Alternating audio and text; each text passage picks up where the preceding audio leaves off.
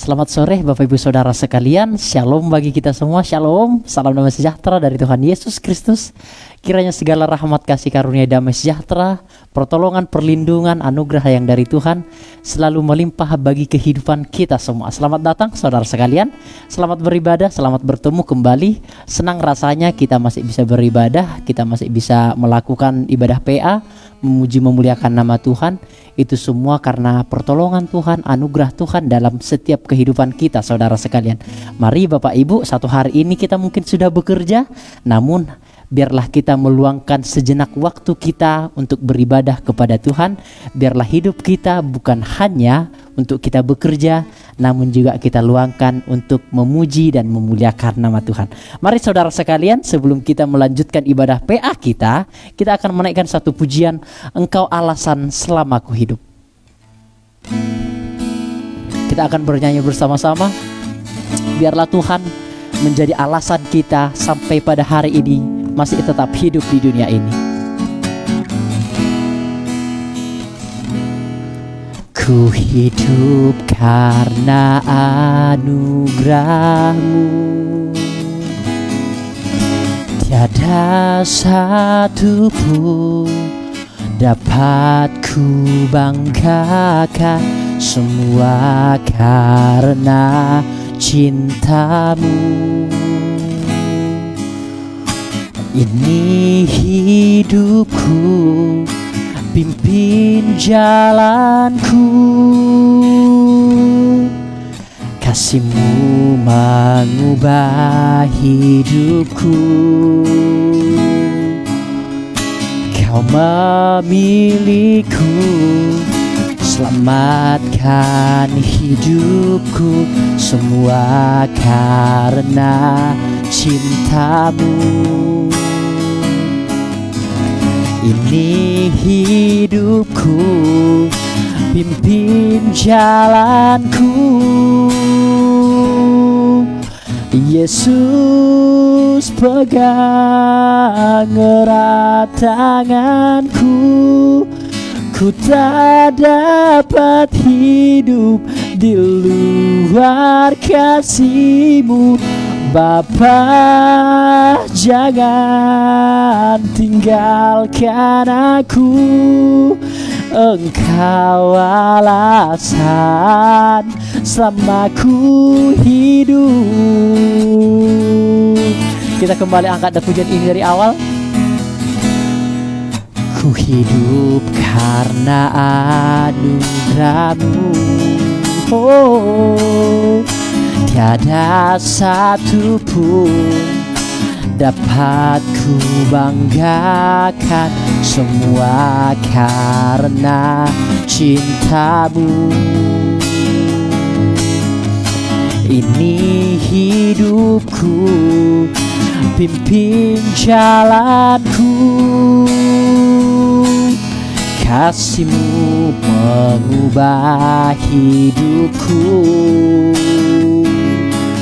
Kau memiliku, selamatkan hidupku, semua karena cinta-Mu. Oh, ini hidupku, pimpin jalanku, oh, Yesus pegang erat tanganku. Ku tak dapat hidup di luar kasih-Mu, Bapa, jangan tinggalkan aku. Engkau alasan selama ku hidup, Yesus. Yesus pegang erat tanganku. Ku tak dapat hidup di luar kasih-Mu, Bapa, jangan tinggalkan aku. Engkau alasan selama ku, Yesus pegang erat tanganku. Yesus Yesus pegang erat tanganku, ku tak dapat hidup di luar kasih-Mu. Bapa, jangan tinggalkan aku, Engkau alasan selama ku hidup, Engkau alasan selama ku hidup, Engkau alasan selama ku hidup. Kita akan berdoa saudara sekalian. Bapa kami di surga, kami bersyukur kepadamu ya Tuhan buat setiap kebaikan Tuhan dalam kehidupan kami semua. Walaupun mungkin kami mengalami banyak cobaan hari ini, banyak tantangan, banyak problema hidup yang kami alami, baik itu secara ekonomi, secara sosial, di pekerjaan kami maupun di dalam keluarga kami memiliki banyak tantangan hidup. Namun kami yakin dan percaya ya Tuhan, maka di tengah-tengah tantangan hiduplah kuasa Tuhan akan kami rasakan, pertolongan Tuhan akan kami alami di dalam kehidupan ini. Oleh sebab itu Tuhan Yesus, kami tidak akan pernah mengeluh, kami tidak akan pernah kecewa, dan kami tidak akan pernah mengalami putus asa. Namun sebaliknya kami akan selalu bersyukur kepada Tuhan atas setiap apapun yang terjadi di dalam setiap kehidupan kami. Terima kasih Bapa di surga. Sebentar kami akan melanjutkan ibadah PA kami. Tuhan tolong kami semua, sidang jemaat GPT Lumajang maupun Jatiroto, ataupun siapa yang mendengarkan ibadah live streaming ini. Tuhan menolong kami, Tuhan memberikan kekuatan, hikmat, dan kecerdasan pada kami semua untuk kami boleh mendengarkan materi ini dengan baik, semuanya untuk kepujian kemuliaan nama Tuhan. Terima kasih Tuhan Yesus. Ini doa kami dalam nama anak-Mu Yesus Kristus Tuhan kami, penebus dan juru selamat kami yang hidup. Puji Tuhan. Amin. Sekali lagi saya sapa kita semua. Shalom bagi kita semua saudara sekalian. Salam damai sejahtera dari Kristus Yesus. Kiranya pertolongan anugerah Tuhan melimpah bagi kehidupan kita. Mari saudara sekalian, kita akan melanjutkan ibadah PA kita. Seperti biasa, kita masih akan tetap melakukan ibadah kita, yaitu bertemakan tentang teologi kontemporer, atau yang selalu saya katakan kepada saudara sekalian, teologi kontemporer adalah isu-isu atau juga ajaran-ajaran yang menyerang prinsip-prinsip Alkitab, saudara sekalian. Sekali lagi, teologi kontemporer seringkali disematkan, seringkali terarah kepada isu-isu ataupun ajaran-ajaran yang menyimpang dari Alkitab itu sendiri, saudara sekalian. Jadi teologi kontemporer dibagi menjadi dua. Ada bisa kita itu berupa ajaran, seperti mungkin ada yang berkata Allah itu tiga, ada yang berkata bahwa Yesus itu ciptaan, ada yang berkata bahwa jalan keselamatan bukan hanya dalam diri Yesus, ada yang berkata bahwa Alkitab itu bukan firman Allah. Nah, itu teologi kontemporer yang berbasik dengan ajaran. Namun teologi kontemporer juga itu akan membahas isu-isu global, saudara sekalian. Isu-isu global yang mungkin isu-isunya itu hanya pada momen-momen tertentu atau hanya pada jangka waktu tertentu, Bapak Ibu Saudara sekalian. Seperti yang pada hari ini juga kita alami, yaitu isu tentang Corona atau COVID-19. Ini juga ternyata saudara sekalian masuk di dalam teologi kontemporer, saudara sekalian. Yang beberapa minggu lalu kita telah membahas, ternyata ada beberapa orang yang menganggap gereja itu tidak penting atau beribadah itu tidak penting. Nah, itu juga ternyata masuk di dalam isu-isu global atau isu-isu kontemporer. Atau juga di minggu sebelumnya juga kita telah belajar tentang aborsi. Ada beberapa orang berkata aborsi itu boleh, apapun syaratnya itu diperbolehkan. Namun ada juga yang menentangnya, bahwa ternyata tidak boleh, hanya diperbolehkan pada kasus-kasus tertentu. Nah, itu semua beberapa 2 minggu lalu itu semua setelah kita bahas dan telah kita selesaikan, saudara sekalian. Nah, hari ini saya juga akan terarah kepada isu-isu global atau isu-isu kontemporer yang sekarang kita alami, saudara sekalian. Saya tidak akan membahas ajaran-ajaran sesat, mungkin di bulan-bulan depan kita akan membahas itu. Namun sekarang saya tertarik atau saya terdorong untuk membahas tentang gereja dan COVID-19, saudara sekalian. Kita akan membahas nanti saudara sekalian, apakah memang hampir 2 tahun kita mengalami pandemi ini, bahkan bukan hanya kita namun seluruh dunia.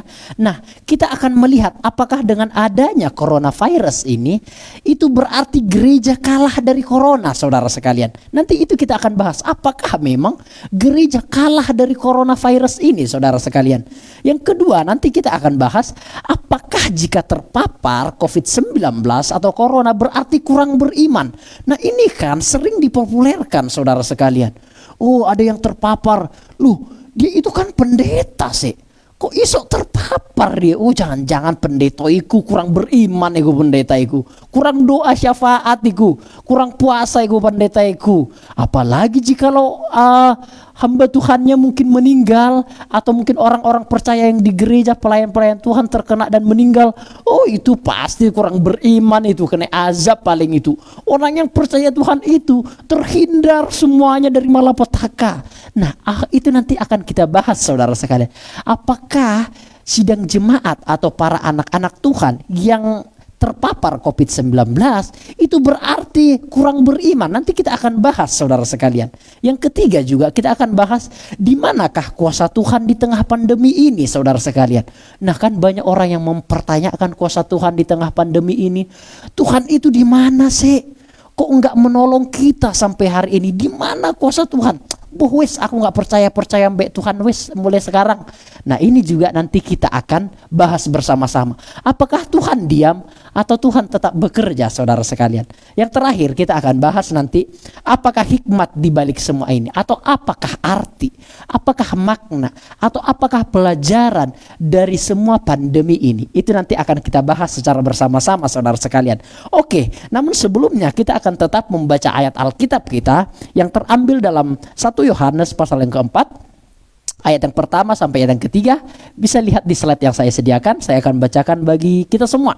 Saudara-saudaraku yang kekasih, janganlah percaya akan setiap roh, tetapi ujilah roh-roh itu apakah mereka berasal dari Allah, sebab banyak nabi-nabi palsu yang telah muncul dan pergi ke seluruh dunia. Demikianlah kita mengenal roh Allah. Setiap roh yang mengaku bahwa Yesus Kristus telah datang sebagai manusia berasal dari Allah, dan setiap roh yang tidak mengaku Yesus tidak berasal dari Allah. Jadi dari ayat Alkitab ini, beberapa minggu lalu sudah saya jelaskan, ternyata saudara sekalian, kita harus menguji setiap roh. Roh yang dimaksud bukan berupa pribadi, saudara sekalian, atau bukan berupa makhluk seperti itu, enggak. Namun roh yang dimaksud adalah berupa ajaran, saudara sekalian, atau berupa semangat, atau berupa satu gerakan, saudara sekalian. Jadi kita diminta untuk menguji setiap ajaran, setiap gerakan, atau setiap pengajaran yang ada di dunia ini, saudara sekalian, yang berusaha untuk menghancurkan atau yang berusaha untuk menenggelamkan prinsip-prinsip yang ada di dalam Alkitab, saudara sekalian. Alkitab berkata melalui Yohanes, kita harus menguji setiap roh itu, saudara sekalian, atau setiap ajaran-ajaran itu. Ayat selanjutnya yang akan kita baca adalah 1 Petrus 3 ayat yang ke-15. Tetapi kuduskanlah Kristus di dalam hatimu sebagai Tuhan, dan siap sedialah pada segala waktu untuk memberi pertanggungjawab kepada tiap-tiap orang yang meminta pertanggungjawab dari kamu tentang pengharapan yang ada padamu. Tetapi haruslah dengan lembut dan hormat.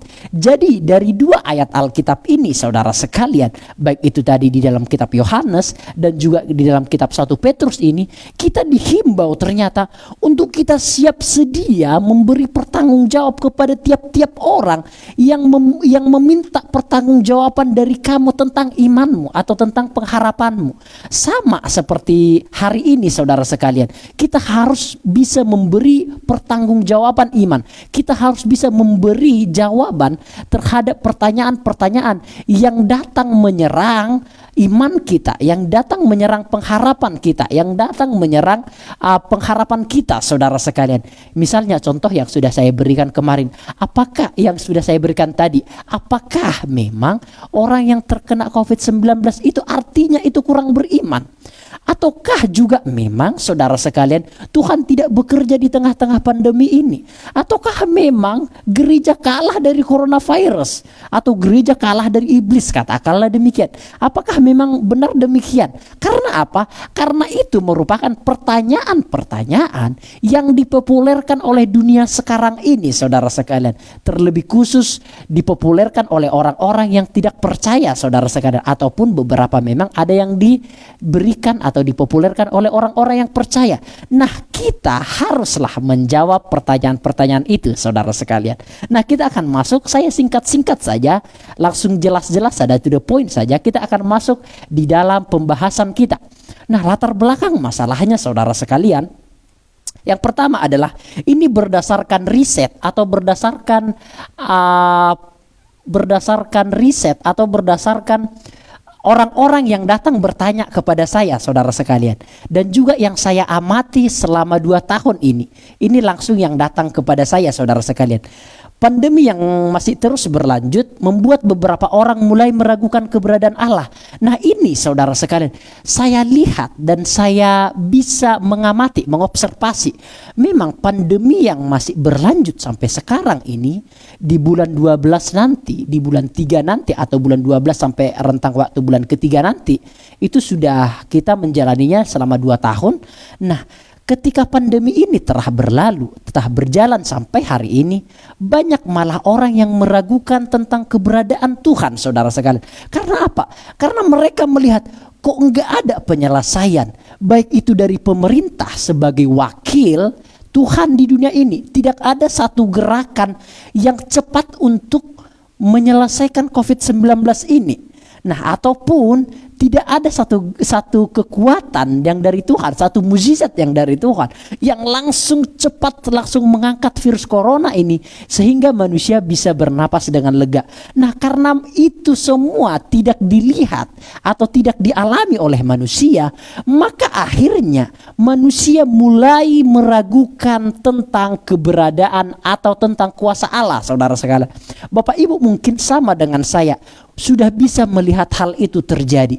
Banyak orang-orang ternyata mulai meninggalkan imannya, mulai meninggalkan Tuhan. Mungkin pekerjaannya hari ini mungkin terbengkalai, ada mungkin kolaps hari ini, bangkrut, sehingga ia mulai mungkin meragukan Tuhan, mulai kecewa kepada Tuhan. Dan akhirnya lama-kelamaan mulai meninggalkan Tuhan. Karena dia melihat kok Tuhan gak menolong aku di tengah pandemi ini. Dan lain sebagainya saudara sekalian. Nah, itu memang hal yang wajar dialami oleh manusia. Nah, itu latar belakang yang pertama saudara sekalian. Yang kedua adalah orang-orang percaya yang terpapar COVID dan bahkan meninggal mengindikasikan bahwa mereka mungkin kurang beriman kepada Tuhan. Nah, ini juga problematika, ini juga isu-isu saudara sekalian. Beberapa orang pernah bertanya kepada saya, Pak Pendeta, Bro Daud, orang percaya itu gak mungkin bisa kena corona, gak mungkin. Orang yang kena corona itu orang yang gak percaya Tuhan itu. Benar saudara sekalian. Orang yang bertanya kepada itu ada sama saya yang mengatakan statement demikian saudara. Pokoknya yang percaya Tuhan itu apapun yang terjadi gak akan mungkin kena virus, gak akan mungkin kena corona. Bahkan wes gak usah pakai masker wes, katanya demikian. Lo benar saudara sekalian. Ini kaum-kaum yang seolah-olah baik ternyata tidak baik saudara sekalian. Nah, ini tidak bisa saudara sekalian. Inilah latar belakangnya saudara sekalian. Apakah memang benar orang yang terpapar COVID dan bahkan meninggal itu mengindikasikan dia orang yang kurang beriman atau orang yang kurang percaya saudara sekalian. Nah, itu latar belakang yang kedua. Mengapa kita bahas hal ini? Yang ketiga adalah pandemi membuat kasih untuk sesama manusia semakin surut, atau saya buka kurung egosentris. Memang ini saya alami sendiri saudara sekalian. Pandemi yang masih berlanjut sampai sekarang membuat orang kasih akan saudara itu makin surut. Dulu mungkin orang itu perhatian sekali. Dulu mungkin orang itu suka memberi. Mungkin dulu orang itu begitu sangat loyalitas seperti itu. Begitu sangat kuat, begitu sangat semangatnya di dalam mungkin memberikan persembahan, mengasihi orang lain dan semuanya. Namun ketika dia mengalami pandemi, ternyata saya melihat banyak orang-orang yang lebih egosentris hari ini, saudara sekalian. Contohnya, orang mungkin jatuh di tengah jalan, tidak berani orang menolongnya sekarang. Takut dia terkena virus corona seperti itu. Atau mungkin ada orang yang sakit, kemungkinan dia tidak kena virus seperti itu. Namun beberapa orang akhirnya jangan-jangan dia sudah kena virus. Jadi sudah banyak orang lebih skeptis, dia lebih berpikir negatif terhadap banyak hal, saudara sekalian, karena pandemi ini, sehingga dia akan lebih memikirkan dirinya sendiri mulai pandemi ini, saudara sekalian. Nah, itu yang saya lihat mulai hari ini, kasih kepada orang-orang itu makin surut, saudara sekalian, lebih memikirkan dirinya sendiri. Bukan tidak boleh memikirkan dirinya sendiri. Saya mengatakan boleh memikirkan diri sendiri, boleh mengutamakan diri sendiri. Namun saudara sekalian, tidak boleh hanya selalu terpaut kepada hal itu, saudara sekalian. Alkitab juga berkata kita harus mengasihi sesama. Saya mengatakan dengan jujur, kita memang harus memikirkan diri kita sendiri terlebih dahulu. Saya mengatakan itu, saudara. Kita harus memperhatikan diri kita terlebih dahulu. Namun jangan sampai terbawa suasana, sampai selama-lamanya kita bahkan tidak pernah memikirkan orang lain. Itu yang salah, saudara sekalian. Nah, yang terakhir adalah latar belakangnya adalah banyak juga yang hidup di dalam keputusasaan. Nah, inilah saudara sekalian, inilah latar belakang kenapa kita harus membahas pandemi hari ini. Bagaimana iman Kristen memberi jawab terhadap latar belakang atau pertanyaan-pertanyaan ini, saudara sekalian. Terhadap problematika yang begitu kompleks ini, bagaimana iman Kristen menjawab ini, saudara sekalian. Kita juga melihat banyak yang hidup di dalam keputusasaan hari ini. Saya membaca sebuah artikel, banyak orang-orang yang bunuh diri karena mengalami kolaps, karena mengalami tekanan, karena mengalami himpitan ekonomi, saudara sekalian. Banyak orang yang bunuh diri dan bahkan gila, saudara sekalian. Ada banyak orang yang gila. Saya tentu tidak bisa memberitahu berapa jumlahnya. Namun riset itu yang saya baca itu ada banyak orang-orang yang akhirnya stres, yang akhirnya depresi dan bahkan bunuh diri, saudara sekalian, karena pandemi yang hari ini. Mungkin saudara pekerjaannya tidak baik, tidak ada uang hari ini, keluarganya mungkin meninggalkannya, kasus sosial yang begitu sangat banyak dan seterusnya. Itu yang membuat orang-orang banyak mengalami keputusasaan. Nah, latar belakang masalah inilah yang datang menghampiri kita dan kita harus memberi jawab terhadap semua ini, saudara sekalian. Oleh sebab itu kita akan membahasnya di dalam poin yang pertama, saudara sekalian. Ternyata saudara perlu Bapak Ibu perhatikan, ternyata sebelum pandemi yang terjadi tahun 2020 yang sekarang ini sampai tahun ini, saudara sekalian, ternyata pada tahun 1911 sampai 1916 di Malang juga pernah terjadi wabah tikus yang cukup lama atau sering disebut dengan wabah pes. Jikalau Bapak Ibu googling, itu masih ada mungkin riset-risetnya sampai sekarang. Pada tahun 1911 sampai 1916, 5 tahun, saudara sekalian. Jadi pada saat itu kota Malang kita, saudara sekalian, itu persawahan itu dipenuhi dengan tebu-tebu. Banyak tebu-tebu di sana sehingga kita kekurangan bahan pangan pada saat hari itu. Makanya kita akhirnya mengimpor, saudara sekalian, mengimpor dari luar negeri, saudara sekalian, beras dari luar negeri. Ternyata ketika beras itu dikirim dari Surabaya, Tanjung Perak ke Malang pada saat hari itu, ternyata ada banyak tikus-tikus yang datang dari luar negeri itu masuk ke Surabaya dan akhirnya dikirim ke Malang, dan akhirnya wabah tikus itu merembet sampai ke Malang, saudara sekalian, dan bahkan sampai ke Semarang. Itu terjadi kira-kira 5 tahun lamanya, saudara sekalian. Itu sangat sulit pada saat hari itu berdasarkan sejarah yang saya baca, saudara. Jadi maksud saya demikian, bukan hanya hari ini terjadi. Itu pun yang saya ingin bagikan. Pandemi itu bukan hanya terjadi pada saat tahun ini, namun tahun sebelumnya juga itu pernah terjadi. Juga saudara sekalian, di negara Spanyol, saudara sekalian, itu juga pernah terjadi wabah yang sangat mematikan, saudara sekalian. Dan juga di India juga pernah terjadi wabah yang sangat mematikan, saudara sekalian. Atau mungkin kita pernah mendengar isu tentang virus burung, itu ya, virus flu burung. Itu dia. Itu juga merembet ke beberapa negara, saudara sekalian. Di Spanyol juga, di India juga saya pernah baca, itu juga pernah terjadi pandemi, saudara sekalian. Maksudnya saya ingin menjelaskan kepada kita semua, mari kita lihat pandemi ini dari sejarah-sejarah yang dulu.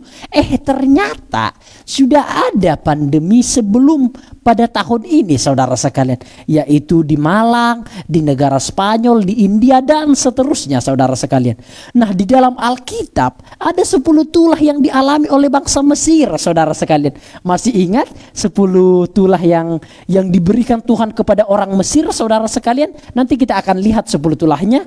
Dan juga bangsa Israel harus diam di rumah selama 14 hari untuk tidak terkena pada tulah itu. Jadi, saudara sekalian, Tuhan itu menulahi Mesir pada saat hari itu. Padahal Mesir, di tengah-tengah Mesir itu, saudara sekalian, di bangsa Mesir itu, disitulah juga ada orang Israel, saudara sekalian. Jadi di bangsa Mesir, disitulah juga ada orang Israel yang campur dengan orang Mesir itu. Namun tulah itu hanya terjadi kepada orang Mesir pada saat hari itu, saudara sekalian. Ada 10 tulah.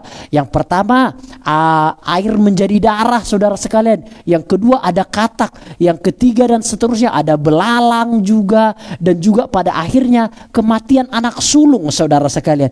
Nah, ini juga ternyata masuk di dalam pandemi, saudara sekalian, yang dialami oleh bangsa Mesir pada saat hari itu, saudara.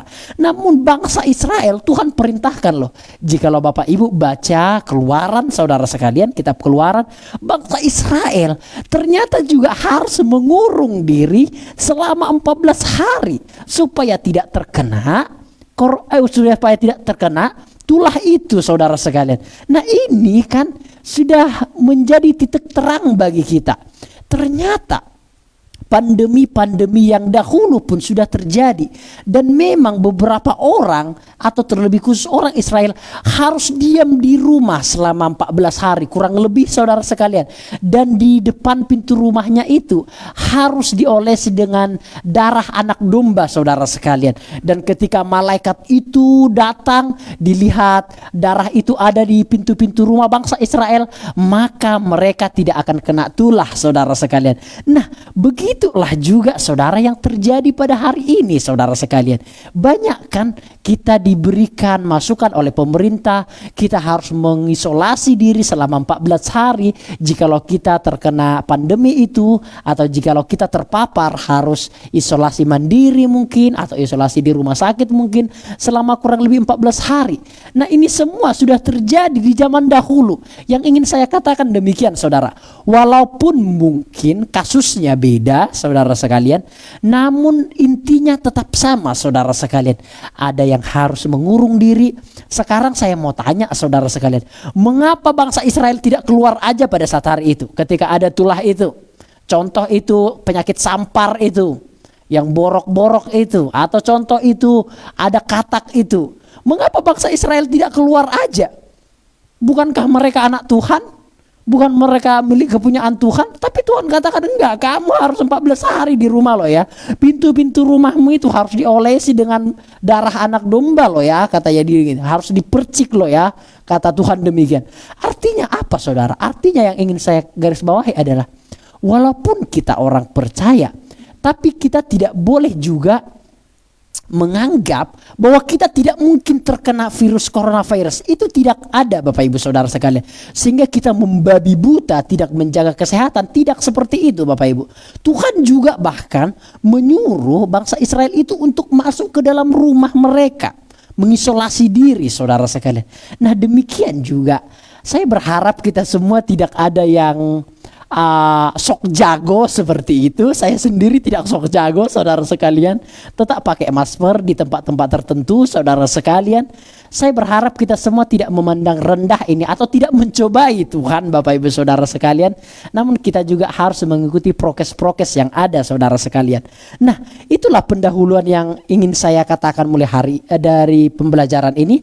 Nah, saudara sekalian, ke-10 tulah itu, yaitu yang pertama air menjadi darah, ada katak, ada nyamuk, ada lalat pikat, ada ternak Mesir mati, ada barah, ada juga hujan es dan api, ada belalang, ada kegelapan, dan sampai anak sulung yang mati, saudara. Nah, ini kan pandemi yang terjadi di orang Mesir pada saat hari itu. Saya ingin membahas ini supaya nanti kita bisa menarik pelajaran dari sini untuk kita ambil pelajarannya, saudara sekalian, di masa yang sekarang ini, saudara sekalian. Nanti pelajarannya ada yang bisa kita ambil, saudara.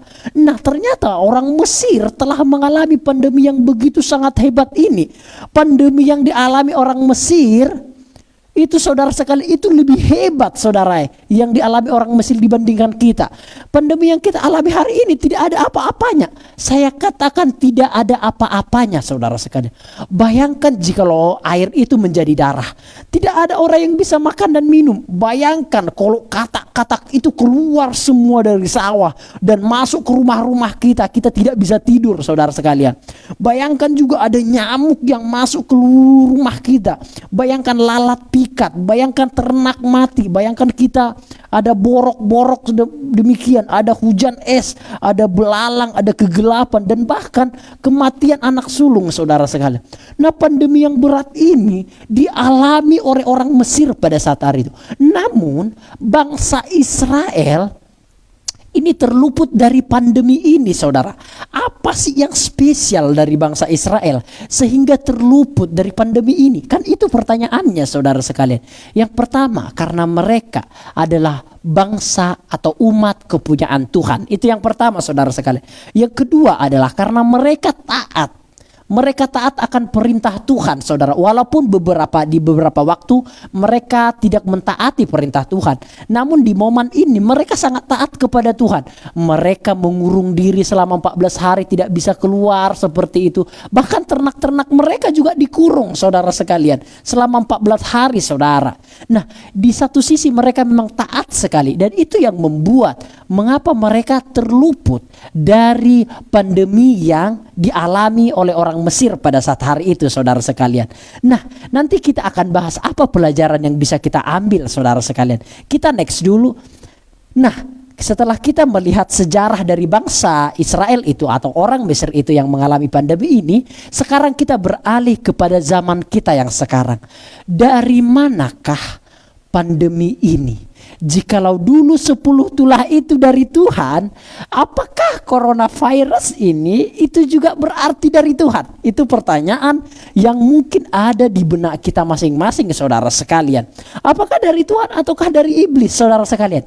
Namun harus diingat, 10 tulah di dalam orang Mesir, harus diingat, bagi orang Mesir itu karena kekerasan hati Fir'aun yang tidak mau mengeluarkan bangsa Israel dari tanah Mesir untuk beribadah kepada Tuhan ke tanah Kanaan, saudara sekalian. Saya ulangi, Tuhan memberikan 10 tulah kepada orang Mesir itu karena Fir'aun, pemimpin Mesir, tidak mau mengeluarkan bangsa Israel untuk beribadah ke tanah Kanaan, saudara sekalian.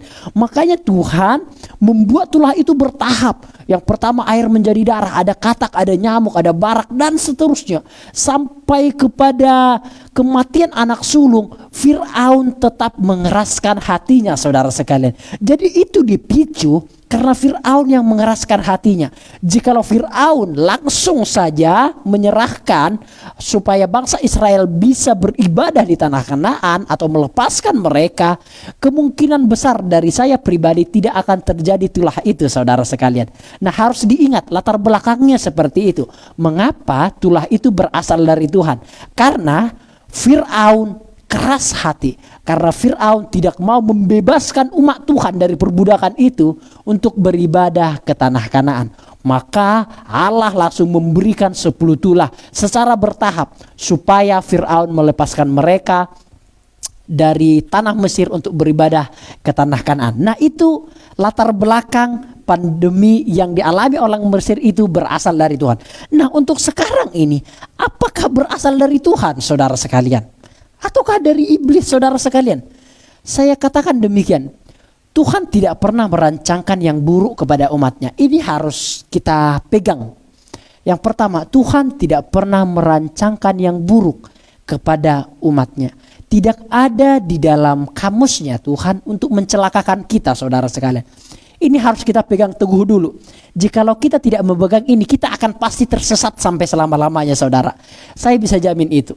Jikalau kita tidak memegang prinsip ini, kita akan kecewa, kita akan putus asa, dan bahkan kita akan meninggalkan Tuhan, saudara. Percayalah, tidak ada satupun rancangan Tuhan yang mencelakakan kita. Tidak ada satupun tindakan Tuhan yang menginginkan kita mati, yang menginginkan kita celaka, yang menginginkan kita ada di dalam satu keadaan yang dimusibahi. Tidak, Bapak Ibu Saudara sekalian. Tuhan tidak pernah merancangkan yang buruk kepada anak-anaknya. Itu dulu yang pertama harus kita pegang, saudara sekalian. Nah, terus dari mana virus coronavirus ini, bro? Bisa saja itu dari kesalahan manusia, ataupun dari si jahat. Saya mungkin katakan ini di dalam dua versi. Bisa saja coronavirus ini, bisa saja ini memang kesalahan manusia, saudara sekalian. Bagaimana mungkin itu bisa kesalahan manusia? Bisa saja kemungkinan dari saya yang tidak terlalu paham, yang memiliki pengetahuan yang terbatas. Bisa saja ini karena manusia yang mungkin dulu pernah merancangkan satu virus. Saya pernah baca artikel-artikel itu di beberapa tempat. Akhirnya virus itu akhirnya tidak bisa dijaga dan akhirnya disalahgunakan seperti itu. Akhirnya bisa masuk ke luar negeri dan seterusnya. Atau bisa saja ini virus mungkin dari manusia karena mungkin keteledoran manusia yang tidak menjaga alam semesta, yang merusak alam semesta, yang menghancurkan alam semesta, menebang pohon dan seterusnya. Akhirnya timbul virus-virus yang diakibatkan oleh dunia yang dirusak oleh alam semesta itu sendiri, saudara sekalian. Sehingga alam semesta itu seolah-olah marah kepada manusia dan akhirnya adalah virus corona pada saat hari ini. Itu kemungkinan-kemungkinan, saudara sekalian. Itu kemungkinan-kemungkinan. Dan bisa saja itu mungkin berasal dari si jahat. Kita tidak tahu, saudara sekalian. Namun saya percaya coronavirus ini bukanlah berasal dari Tuhan, saudara sekalian. Bagi saya pribadi, saudara sekalian. Karena Tuhan tidak pernah merancangkan yang jahat terhadap umatnya, saudara sekalian. Bisa saja itu kesalahan manusia, atau bisa saja itu berasal dari si jahat, saudara sekalian. Alkitab berkata, Tuhan tidak pernah mencobai siapapun, dan Tuhan tidak suka dicobai juga, saudara sekalian. Tuhan tidak pernah mencobai. Di dalam kitab Yeremia juga dikatakan, rancangan Tuhan adalah rancangan yang damai sejahtera, saudara sekalian.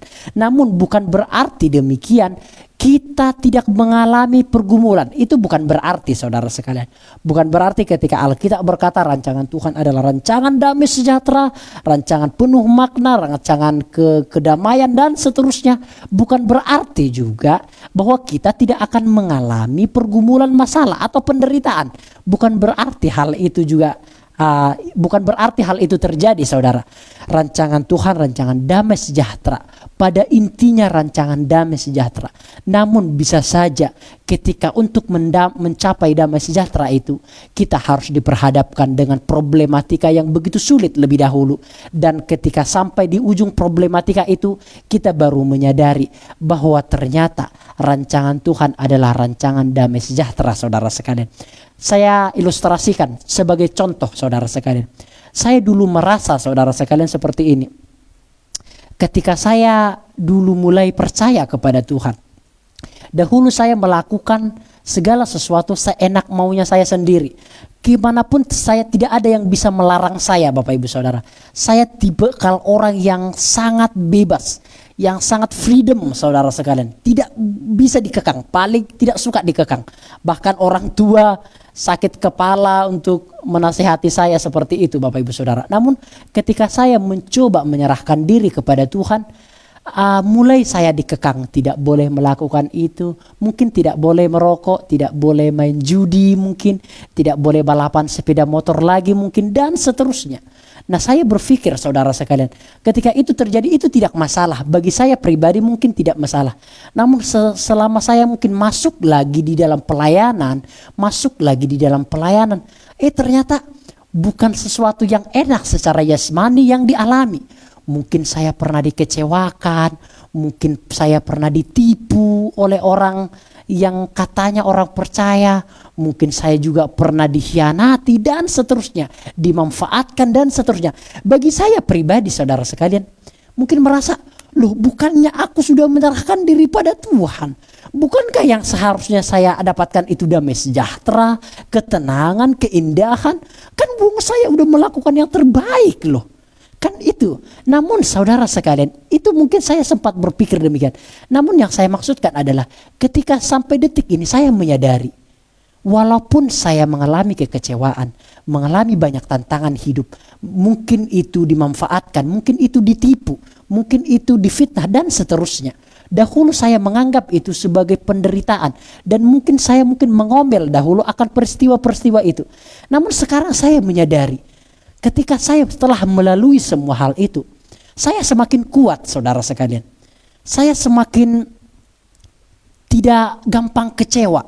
Saya semakin bisa menghadapi kehidupan ini dengan berdiri sendiri saudara sekalian. Saya semakin kuat di dalam Tuhan. Saya semakin menganggap bahwa jikalau saya tidak mengalami hal itu lebih dahulu, saya tidak akan mungkin sampai sekuat ini sampai detik ini, bertahan sampai detik ini. Nah, itu baru saya mengerti ketika saya telah melalui penderitaan-penderitaan itu saudara sekalian. Nah, begitulah di dalam ilustrasi yang tadi. Rancangan Tuhan memang rancangan damai sejahtera, namun tidak menutup kemungkinan kita harus mengalami proses lebih dahulu saudara sekalian. Sama seperti hari ini yang mungkin kita alami, pandemi yang begitu berkepanjangan.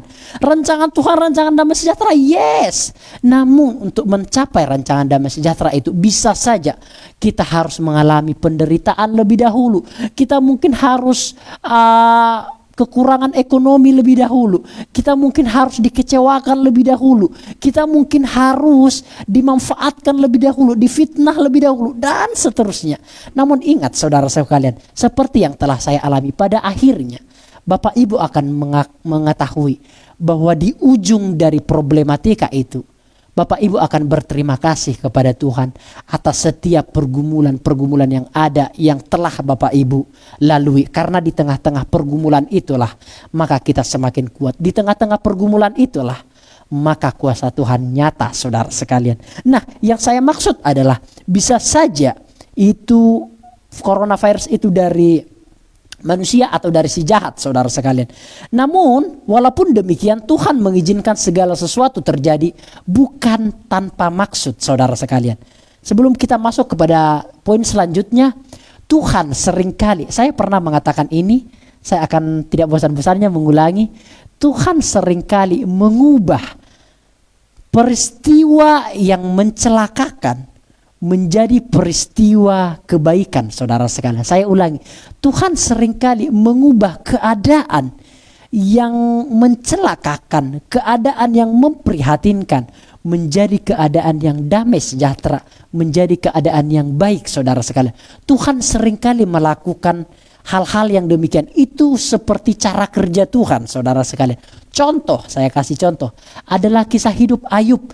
Dia ada di dalam borok seperti itu, sementara dia adalah orang yang percaya tidak melakukan dosa, tidak bercacat, bahkan orang yang paling kudus, orang paling baik di timur pada saat hari itu. Namun dia harus mengalami satu penyakit, yaitu borok di dalam tubuhnya. Namun keadaannya itu saudara sekalian, keadaan Ayub itu saudara, Tuhan mengubah saudara sekalian.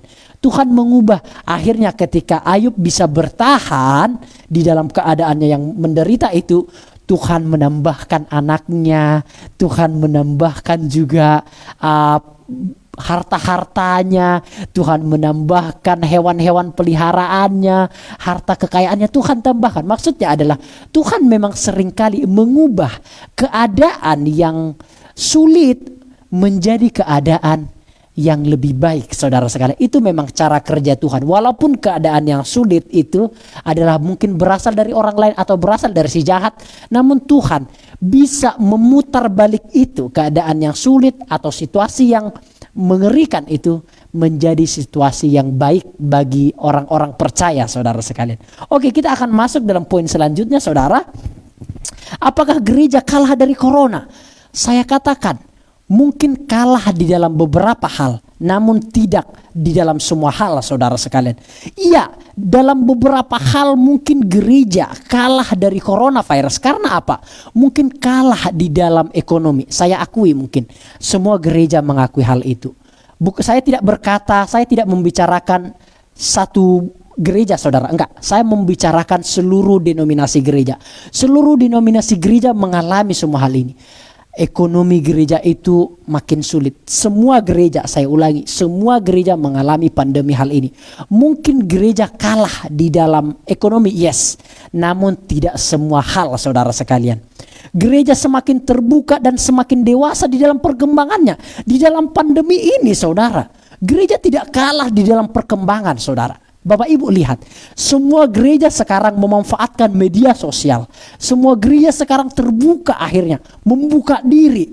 Pengajaran-pengajaran yang dulunya eksklusif, yang dulunya untuk dirinya sendiri, tidak mau mengupgrade untuk orang lain. Sekarang semua gereja itu membuka diri. Semua visi misinya kelihatan, semua jenis-jenis ajarannya kelihatan, semua motivasi dari semua gereja itu kelihatan sekarang, Bapak Ibu Saudara.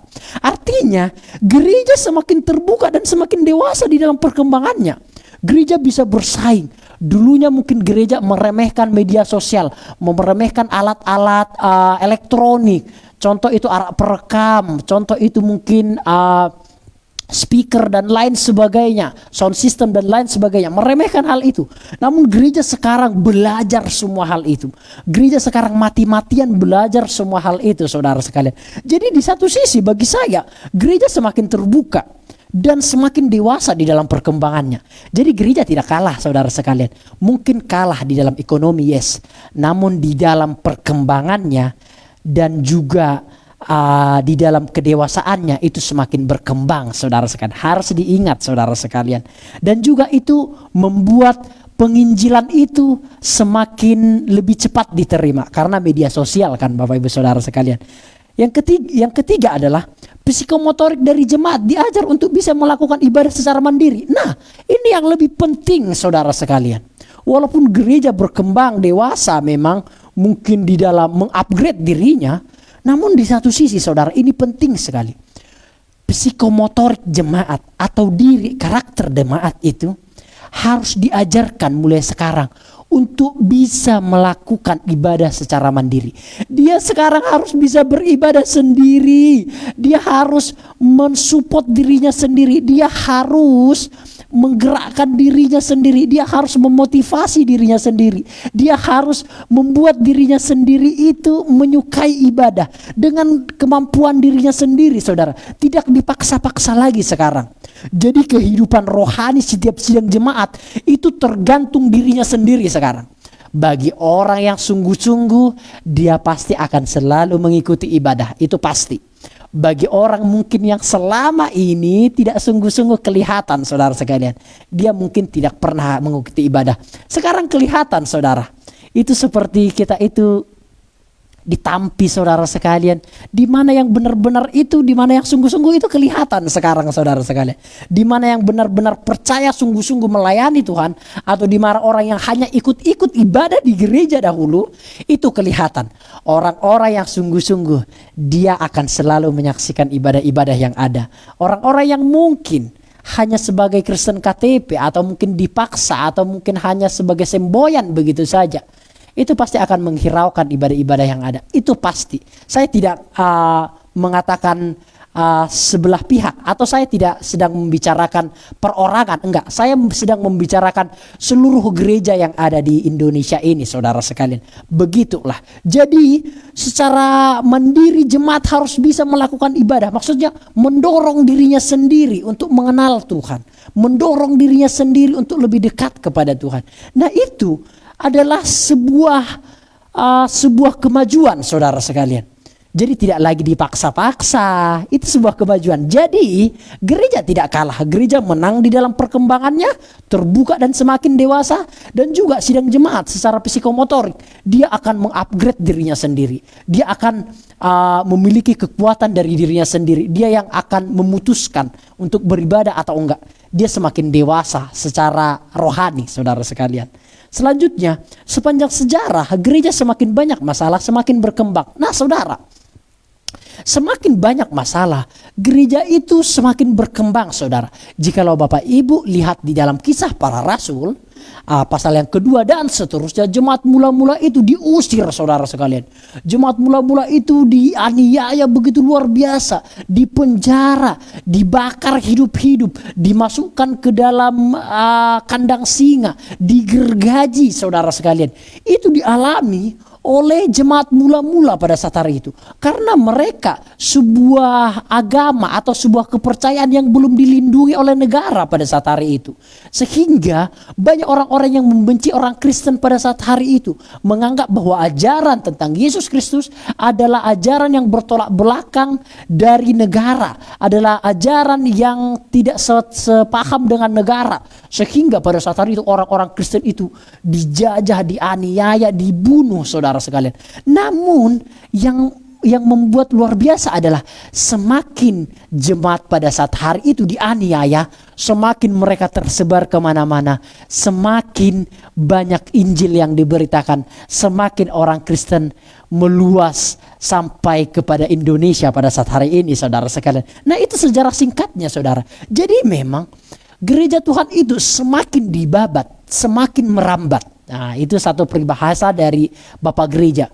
Gereja semakin dibabat, semakin merambat, saudara sekalian.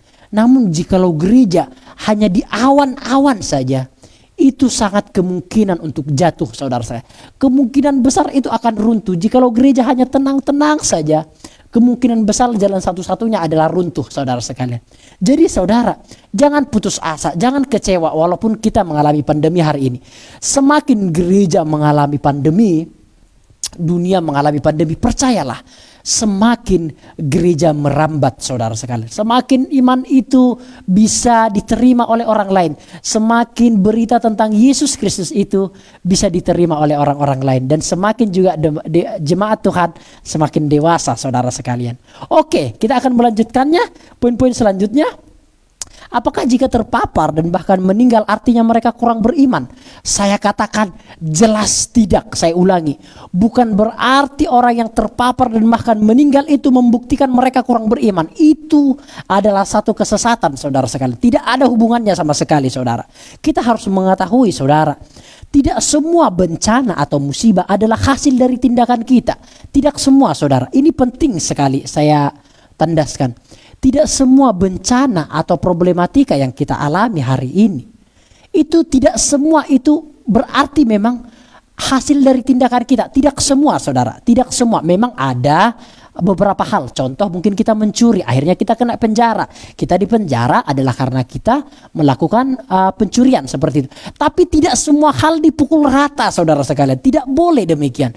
Itu akan membuat orang itu tersakiti, saudara. Jadi tidak semua bencana atau musibah itu adalah hasil dari tindakan kita. Jangan mengatakan orang yang kena COVID itu atau orang yang terpapar COVID-19 itu dan bahkan meninggal itu karena mereka jahat, karena mereka tidak sungguh-sungguh, karena mereka kurang beriman. Jangan, saudara. Tidak semua hal, makanya saya katakan ini penting supaya kita tidak gampang-gampang menghakimi orang-orang, saudara sekalian.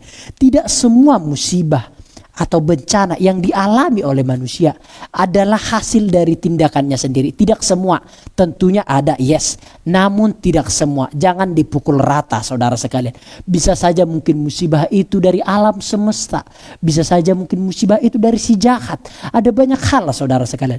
Jangan gampang-gampang menghakimi orang. Jadi ingat ya, jikalaupun ada orang yang terpapar dan bahkan meninggal, itu tidak membuktikan dia itu kurang beriman atau kurang sungguh-sungguh. No, saudara sekalian. Bencana yang dialami atau musibah yang dialami bukan berarti itu hasil dari tindakan dia, saudara sekalian. Itu harus dipahami. Tuhan tidak pernah mencobai siapapun. Ujian diberikan Tuhan berarti orang itu mampu menghadapinya. Terus mengapa dia terkena virus corona? Mengapa dia tidak dilindungi Tuhan? Kan itu pertanyaannya. Bukankah Tuhan itu akan melindunginya dengan sayapnya seperti burung Raja Wali, akan menaungi anak-anaknya demikian, seperti induk ayam yang menaungi anak-anaknya demikian. Bukankah harusnya orang percaya itu tidak bisa kena corona dan virus? Bapak Ibu Saudara sekalian, jangan dipukul rata sekali lagi. Tuhan tidak pernah memang mencobai umatnya, tidak pernah. Namun Tuhan memang menguji umatnya. Beda loh ya. Pencobaan itu berujung kepada motivasinya itu jahat, namun ujian itu adalah motivasinya itu untuk kebaikan, saudara sekalian. Bahkan saudara sekalian, ujian diberikan Tuhan berarti orang itu mampu menghadapinya. Saya bahkan memikirkan hal yang terbalik, saudara. Jikalau orang memikirkan jikalau orang yang terkena virus corona itu adalah kurang beriman atau kurang sungguh-sungguh, saya melihat bahkan saudara sekalian, orang yang terpapar itu walaupun mungkin sudah menggunakan protokol kesehatan, namun tetap mereka terpapar, saudara sekalian, dan bahkan mungkin ada yang meninggal. Saya malah berpikir sebaliknya, mana orang yang demikianlah yang memiliki iman yang kuat, saudara sekalian, yang memiliki pengharapan yang kuat, yang memiliki pendekatan yang kuat, yang intim dengan Tuhan, saudara sekalian. Karena apa? Ujian itu diberikan kepada orang yang memang mampu menghadapi. Jadi jikalau ada orang yang percaya terjangkit atau terpapar COVID-19, Tuhan tahu jikalau dia sanggup menghadapi pergumulan itu. Karena Tuhan tahu dia kuat, makanya Tuhan izinkan. Saya katakan sekali lagi, Tuhan izinkan itu terjadi di dalam diri orang yang percaya. Karena Tuhan tahu dia kuat di dalam menjalaninya. Nah sekarang kan kita terbuka, saudara sekalian ya. Jangan sampai mengatakan orang yang terpapar itu kurang beriman, itu salah satu yang tidak baik. Namun sebaliknya kita harus berpikir bahwa orang-orang yang terpapar itu mungkin memang mereka kuat. Tuhan memang mengizinkan itu terjadi karena memang Tuhan menganggap mereka layak dan kuat untuk menjalaninya, saudara sekalian. Nah itu poin yang ingin saya tanamkan bagi kita semua. Seterusnya saudara sekalian, ini poin-poin yang terakhir bagi kita. Di manakah Tuhan di tengah pandemi ini? Kita akan selesaikan juga hal ini. Di manakah Tuhan di tengah pandemi? Mengapa orang Kristen susah? Mengapa tidak ada pertolongan Tuhan? Mengapa tidak Tuhan cabut saja pandemi ini? Di manakah Tuhan? Wah, ini pernah dikatakan oleh Habakuk juga, saudara sekalian. Di manakah kuasa Tuhan? Dikatakan Habakuk demikian. Mungkin beberapa minggu lalu kita akan bahas cerita hal itu. Sama Habakuk juga pernah mengatakan demikian. Mulai mempertanyakan. Seolah-olah Habakuk itu bilang gini, Tuhan, engkau gak beres di atas, turun naik ke bawah, aku yang ke atas wes, biar aku yang merintah, kau gak beres, kira-kira begitu, saudara sekalian. Nah sekarang juga banyak orang yang berkata demikian, Tuhan kenapa engkau turun naik wes, biar aku yang merintah wes. Di manakah Tuhan di tengah pandemi ini? Kita akan baca di dalam Roma pasal yang ke-8 ayat yang ke-28. Kita tahu sekarang bahwa Allah turut bekerja dalam segala sesuatu untuk mendatangkan kebaikan bagi mereka yang mengasihi Dia. Jadi Allah, saudara, tetap bekerja di dalam segala hal untuk mendatangkan kebaikan. Di tengah-tengah pandemi ini, ingatlah, Allah tetap bekerja dalam segala hal untuk mendatangkan kebaikan. Apakah Bapak Ibu masih percaya ayat Alkitab, saudara sekalian? Ini ayat Alkitab, saudara, bukan perkataan Daud. No, Allah turut bekerja dalam segala hal untuk mendatangkan kebaikan. Di manakah Allah di tengah pandemi ini bekerja untuk mendatangkan kebaikan? Kok belum ada? Itu waktunya Tuhan. Itu jawaban saya. Waktunya Tuhan adalah yang terbaik. Jadi Allah tetap bekerja di tengah-tengah pandemi ini pun. Allah tetap bekerja dalam segala hal untuk mendatangkan kebaikan. Sama seperti yang saya katakan, pada akhirnya Bapak Ibu akan melihat, mengetahui bahwa ada hal yang baik dari pandemi ini, saudara sekalian. Ada hikmat, ada arti yang dapat kita miliki ketika selesai pandemi ini, saudara sekalian. Jadi di manakah Tuhan? Tuhan tetap bekerja dalam segala hal. Mungkin kita belum melihatnya, namun suatu saat kita akan melihatnya, saudara sekalian. Ini sebagai bagian yang terakhir bagi kita. Apakah arti atau hikmat dari semua ini? Yang pertama, saudara sekalian, Tuhan mungkin sedang menguji umatnya. Menguji bukan mencobai, ingat ya. Menguji bukan mencobai. Tuhan mungkin sedang menguji kita, Bapak Ibu Saudara sekalian. Di dalam ujianlah maka kita semakin kuat. Mungkin ada orang yang berkata begini, ini indah saudara, ini indah sekali. Kenapa ketika saya ada di dalam ujian, bro, mengapa Tuhan tidak menolong? Mengapa Tuhan tiba-tiba diam? Mengapa tidak ada pertolongan yang dari Tuhan? Ketika dalam ujian, mengapa Tuhan itu seolah-olah pergi? Saya katakan demikian kepada orang yang pernah saya katakan demikian pada orang tersebut.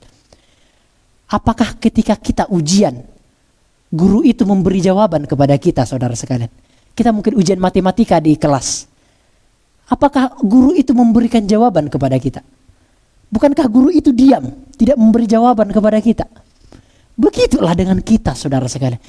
Di ujian itu, memang disitulah Tuhan diam, saudara sekalian. Memang di ujian itulah, memang seolah-olah memang Tuhan itu seolah-olah tidak ada. Seolah-olah memang demikian, memang ujian. Momennya itu memang ujian. Semua itu memang harus diam, saudara, seolah-olah diam, saudara sekalian. Namun Tuhan tetap bekerja, saudara. Mungkin kita tidak melihatnya, saudara sekalian.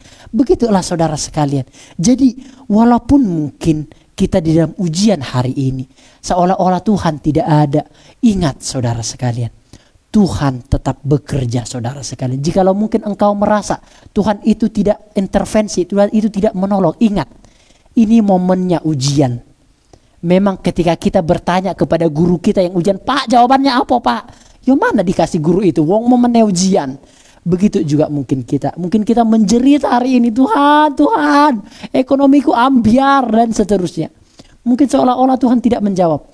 Karena proses ujian. Namun setelah ujian, saudara sekalian, kita bisa berkomunikasi dengan gurunya. Demikian juga kita, saudara. Setelah ujian kita akan melihat kebaikan yang Tuhan berikan di depan ini, saudara sekalian. Jadi Tuhan mungkin sedang menguji umatnya. Jangan putus asa di tengah-tengah ujian. Jangan kecewa. Jangan patah semangat di tengah-tengah ujian, saudara sekalian. Karena jikalau kita sudah lulus, kita akan naik kelas, saudara sekalian. Naik kelas lagi, semakin lebih dewasa, saudara sekalian.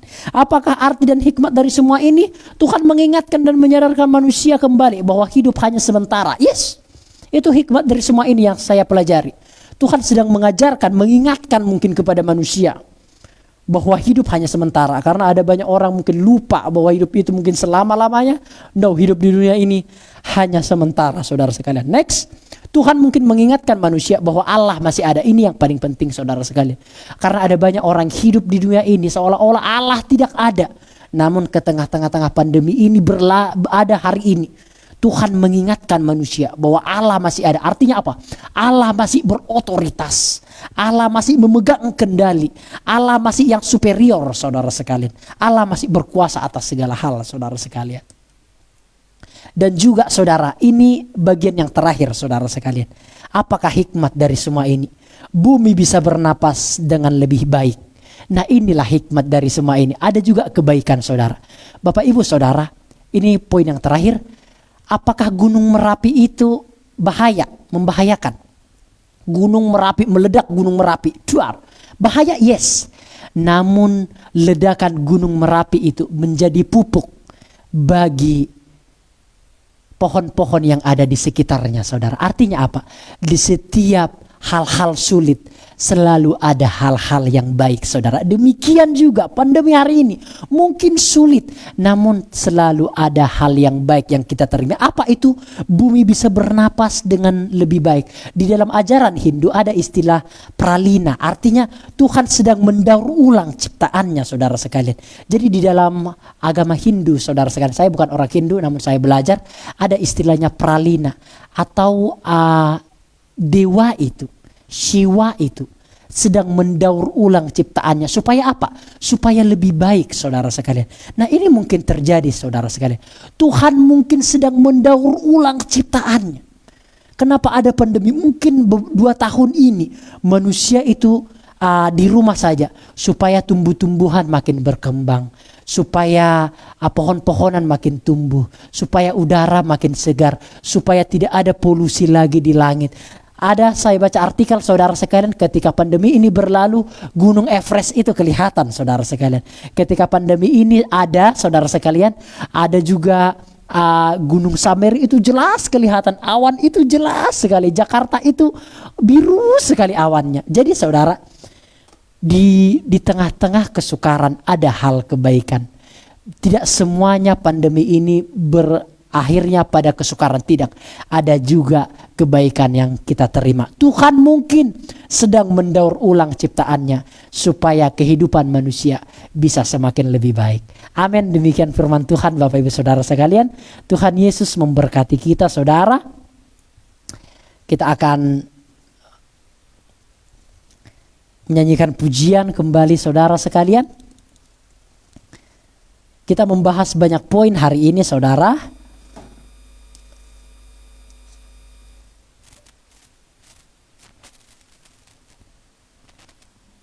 Ada banyak poin kita telah membahas tadi, adalah Tuhan tetap bekerja, dan juga kita telah membahas juga bagaimana ternyata orang yang terkena pandemi bukan berarti orang yang kurang iman. Kita juga telah melihat bahwa Allah turut bekerja dalam segala hal.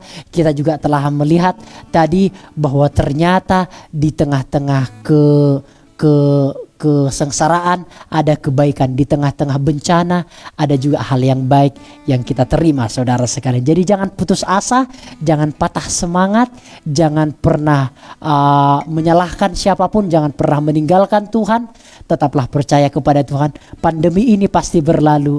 Ada rancangan yang damai sejahtera di kehidupan yang di depan Bapak Ibu Saudara. Kita akan naikkan satu pujian, Ku hidup karena anugerah-Mu. Terima kasih Tuhan.